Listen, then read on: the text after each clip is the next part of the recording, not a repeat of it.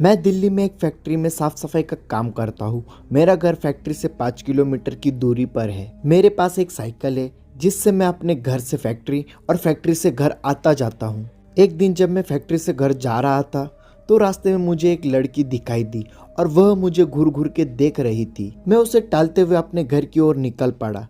दूसरे दिन फिर से वो लड़की मुझे उसी जगह पर दिखाई दी और वह मुझे फिर से घूरने लगी। फिर भी मैंने उसकी तरफ पलट के नहीं देखा और अपने घर की ओर निकल पड़ा। मैं उसके पास रुका भी नहीं क्योंकि मुझे उस लड़की से डर लग रहा था। वह लड़की कई दिनों तक मुझे देखती रही। एक दिन वो लड़की वहां पर नहीं थी तो मैं सोच में पड़ गया, ऐसा क्या हुआ जो वो लड़की आज नहीं आई। फिर मैं अपने घर की तरफ निकल पड़ा। एक हफ्ते बाद मेरे घर पर एक चिट्ठी आई और मुझे पता चल गया था कि यह चिट्ठी उसी की है। उसमें उसका नाम प्रीति लिखा हुआ था और उसमें से एक फोटो निकली थी जो उसी लड़की की थी। मैं चौंक गया कि उसे मेरा पता कैसे चला। उस चिट्ठी में लिखा हुआ था कि जब कल फैक्ट्री से निकलो तो जहाँ पर मैं खड़ी रहती हूँ वहाँ पर मेरा इंतज़ार करना।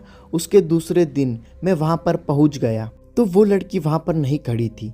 मैं काफ़ी इंतज़ार किया, फिर मैं अपने घर की तरफ चल दिया और तभी मुझे याद आया कि वो चिट्ठी आई थी, उसमें उसका पता होगा। फिर मैं उसका पता पढ़कर उसके पते अनुसार मैं उसके घर मिलने के लिए गया। दरवाजा खुलते ही एक आदमी आया और बोला कि क्या काम है।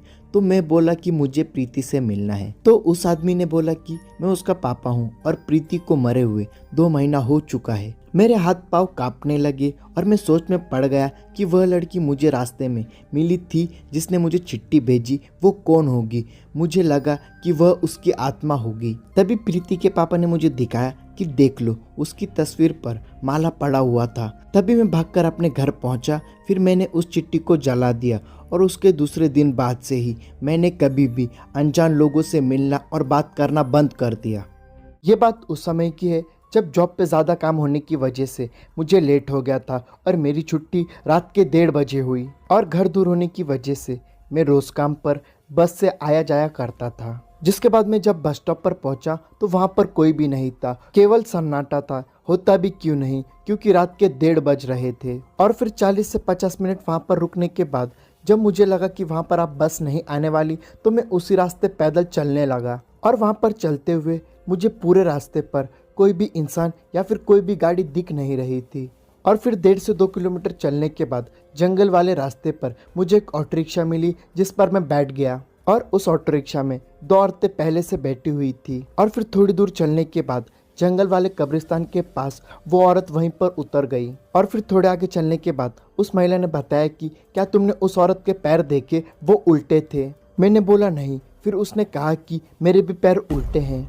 ये कहानी एक छोटे से गांव के पुराने गेस्ट हाउस की है जहां कोई भी ज्यादा देर तक टिकता नहीं था। कहते हैं वहां का कमरा नंबर 6 कभी किराए पर नहीं दिया जाता, लेकिन एक रात शहर से आया एक लड़का अर्जुन वहां रुका। सभी कमरे भरे थे, सिर्फ कमरा नंबर 6 खाली था। मैनेजर ने मना कर दिया, भैया वो कमरा बंद ही रहने दो। लेकिन अर्जुन जिद पर अड़ा रहा और आखिरकार उसे चाबी दे दी गई। रात के 12 बजे अर्जुन की आंख खुली। कमरे में ठंडी हवा चल रही थी, खिड़कियां बंद थी, फिर भी पर्दे उड़ रहे थे। और तब उसने आईने में कुछ देखा, एक और चेहरा उसी के पीठ के पीछे। वो पलटा लेकिन कोई नहीं था। लेकिन आईने में अभी वही चेहरा दिख रहा था, एक जली हुई औरत का जो बस उसे ही घूर रही थी। अर्जुन ने भागने की कोशिश की लेकिन दरवाजा बंद था और अंदर से ही ताला लग चुका था। और फिर सुबह स्टाफ ने दरवाजा खोला तो कमरा खाली था और आईने पर खून से सिर्फ एक लाइन लिखी थी, अब ये मेरा कमरा नहीं बल्कि हमारा कमरा है।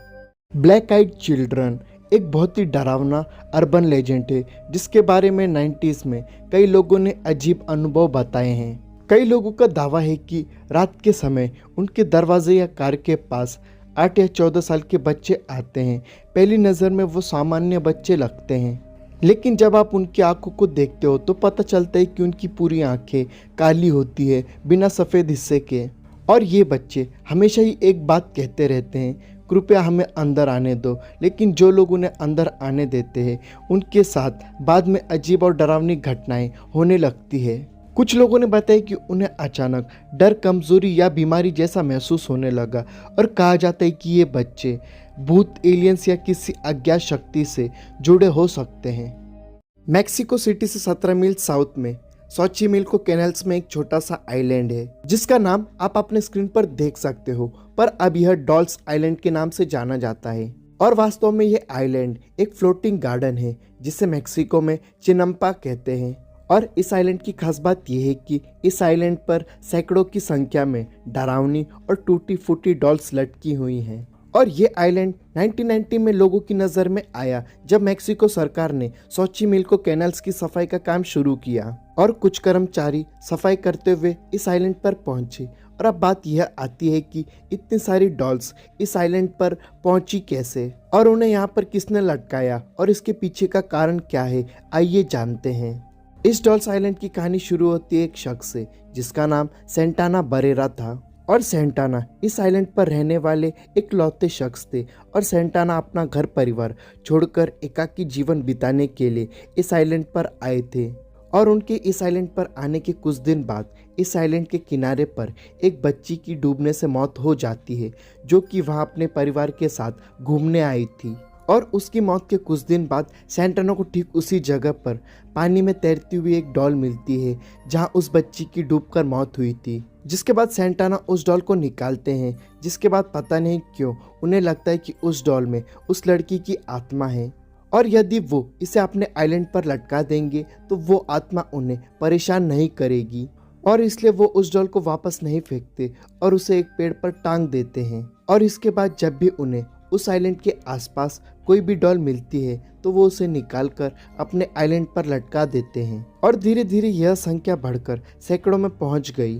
और 1990 में सोचिमिल्को कैनाल्स की सफाई करते वक्त यह आइलैंड लोगों की नज़र में आया और मीडिया में इसकी बात हुई और लोगों का इस पर आना जाना शुरू हो गया। और सन 2001 में सेंटाना बरेरा भी उसी जगह पानी में डूबे हुए मृत पाए गए जहाँ पर वो बच्ची डूब के मरी थी। और उनकी मौत कैसे हुई यह आज भी एक रहस्य बना है क्योंकि रात को उस आइलैंड पर वह अकेले ही रहते थे। और क्योंकि उनकी लाश उसी जगह मिली जहां बच्ची डूब के मरी थी, इसलिए लोग ऐसा कहने लगे कि बच्ची की आत्मा ही उनकी मौत का कारण है। और अब डॉल्स आइलैंड एक टूरिस्ट अट्रैक्शन बन चुका है और लोग यहाँ पर घूमने आते हैं। लेकिन रात को ये आइलैंड वीरान ही रहता है और रात को आइलैंड पर केवल डॉल्स का ही राज रहता है।